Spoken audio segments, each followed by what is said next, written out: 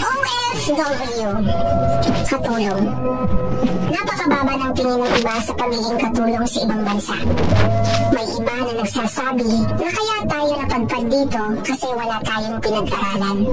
Medyo masakit sa tenga, lalo't yung nasabi sa atin na nagtapos ng college at may trabaho sa Pinas. Pero dito, hindi lahat ng katulong dito sa ibang bansa ay walang pinag-aralan.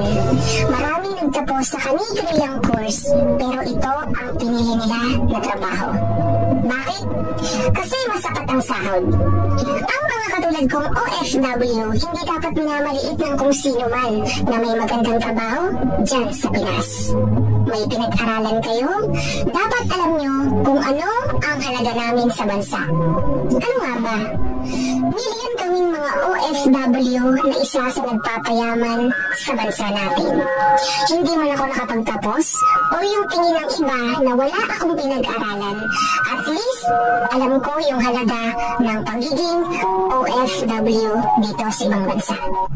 Real talk. Minsan, pag nagpo-post yung mga OFW o katulong na katulad ko ng mga gamit na nabili nila o kung ano-ano pa, hindi talaga may iwasan na may magsabi na nagmamayabang, alam naman nakatulong lang. Deserve namin ipagmayabang kung ano ang meron kami. Bakit? Unang-una, pinaghirapan namin yon. Pangalawa, hindi namin hiningi sa kahit na kanino yung mga bagay na pinopost o pinagyayabang namin.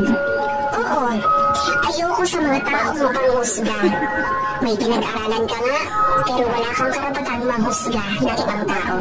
Dapat pag nakikita mo yung taong mas malama sa'yo, dapat magpasalamat ka pa nga kasi andyan ka sa lugar mo at wala sa lugar namin ng mga OFW na minamaliit mo.